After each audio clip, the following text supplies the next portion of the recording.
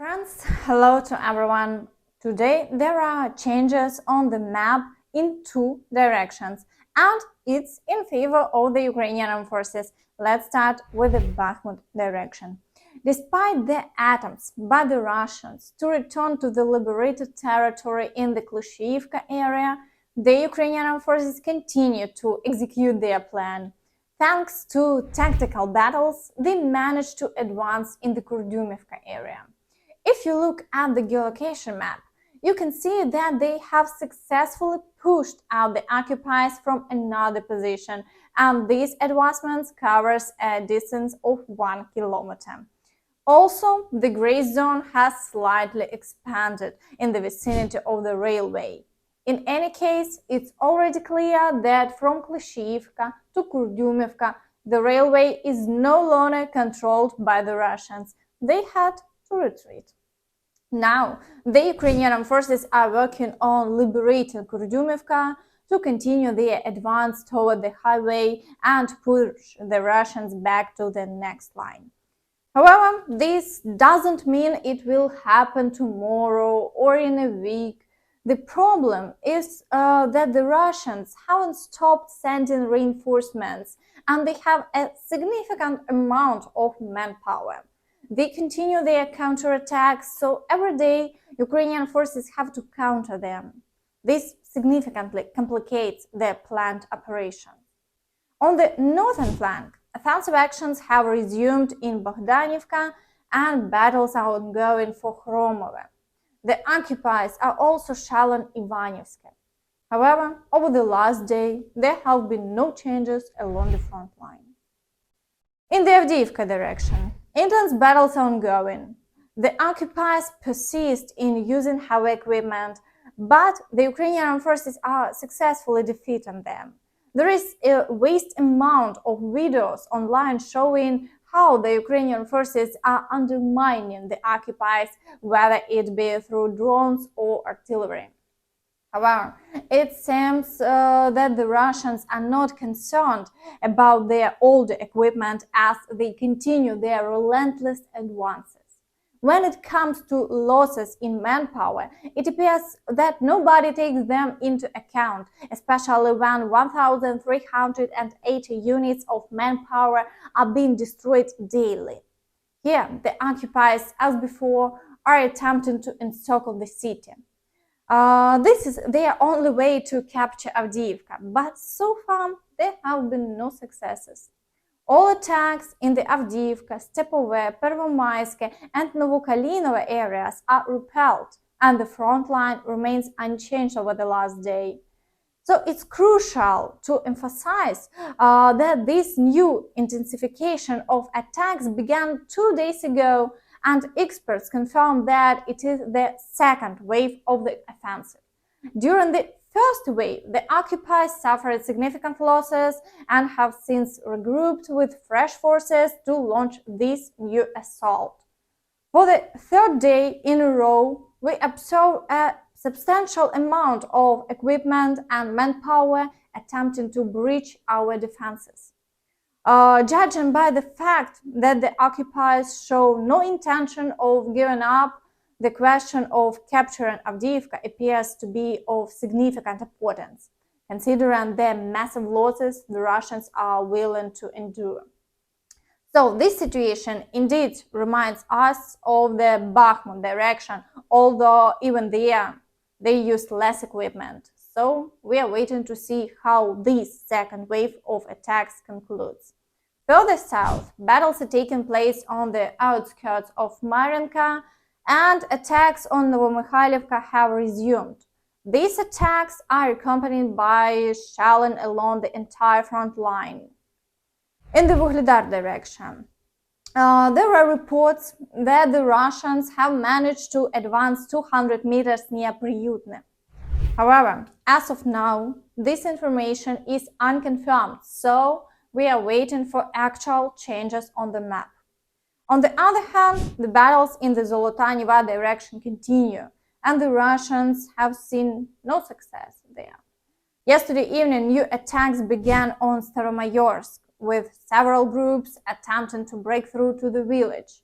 Additionally, across the fields in the direction of Rivnopil, another group has been observed moving toward the village, and attacks have commenced in a new direction between Malinivka and Poltavka. Here, too, the occupiers have begun to break through the fields toward the Ukrainian positions, but all attacks are being repelled and no changes have occurred along the front line. In the Zaporizhzhia direction, the Ukrainian Armed Forces had to reduce the pace of their counteroffensive, and there haven't been any official statements about major assault operations in this direction for quite some time. Therefore, the occupiers are trying to reclaim their lost positions and periodically launch attacks on the flanks while intensifying shelling. Today, they are attempting to advance closer to Robotyne. However, despite all the difficulties, the Ukrainian Armed Forces are holding their defensive positions and not retreating, so the front line remains unchanged. In the Kherson direction, everyone is eager for active developments, but according to official data, we can see that our troops had a successful operation of crossing from the right bank to the left bank and have returned. Such a video has already been published and I would like to share it with you.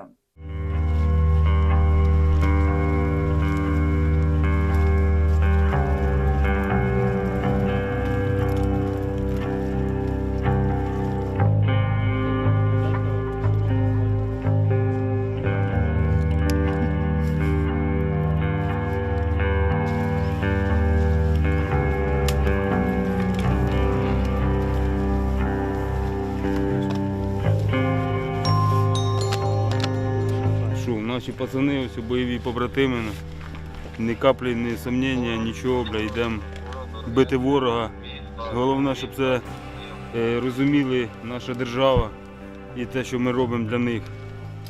Бо це більше для нашої сім'ї і для держави.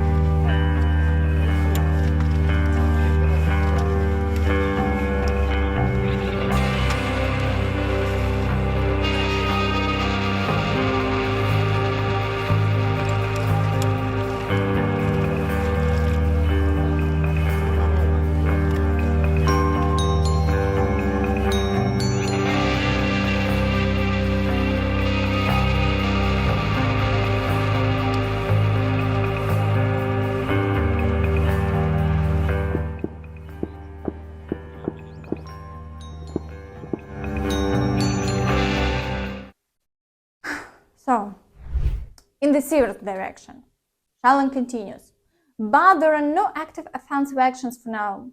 However, in the area of Pryiutne, the occupiers continue to advance towards Makiivka and engage in shelling. They are also advancing in the area of Nevsky.